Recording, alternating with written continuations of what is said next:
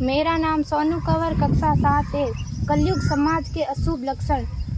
कुटुंब कम हुआ, संबंध कम हुआ, प्रेम कम हुआ, मर्यादा कम हुई, लाज लज्जा कम हुई, विनम्रता कम हुई, समर्पण कम हुए, पुस्तक वाचन कम हुआ, खान पान की शुद्धता कम हुई, बाल कम हुए, कपड़े कम हुए, नींद कम हुई, घी मक्खन कम हुआ, पीतल तांबे के बर्तन कम हुए, भाई भाई का प्रेम कम हुआ, सत्य कम हुआ, अतिथि कम हुए, धैर्य कम हुआ, श्रद्धा और विश्वास कम हुआ, बड़ों का सम्मान कम हुआ और भी बहुत कुछ कम हुआ जिससे जीवन सहज था, सरल था। संतान को दोष न दे। बालक या बालिका को इंग्लिश मीडियम में पढ़ाया, अंग्रेजी बोलना सिखाया, बर्थडे और मैरिज एनिवर्सरी जैसे जीवन के शुभ प्रसंगों को अंग्रेजी कल्चर्स के अनुसार जीना ही श्रेष्ठ माना।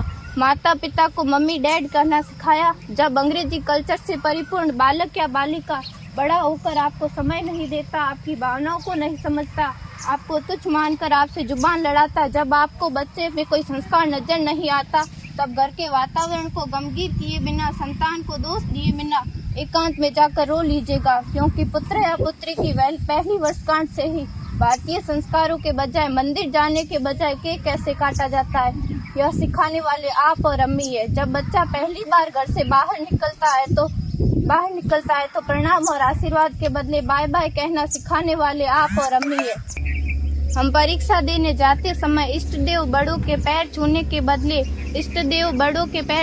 बदले बेस्ट ऑफ लक कहकर परीक्षा भवन तक छोड़ने वाले आप और अम्मी है। बालक या बालिका के सफल होने पर घर में परिवार के साथ बैठकर खुशियां मनाने के बदले होटल में पार्टी मनाने की प्रथा को बढ़ावा देने वाले आप और अम्मी है। बालक या बालिका के विवाह के पश्चात कुल देवता देव दर्शन भेजने से पहले हनीमून के लिए फॉरेन टूरिस्ट स्पॉट भेजने की तैयारी करने वाले आप और अम्मी है। ऐसी कई ढेर सारी अंग्रेजी कल्चर्स को हमने जाने अनजाने स्वीकार कर दिया है।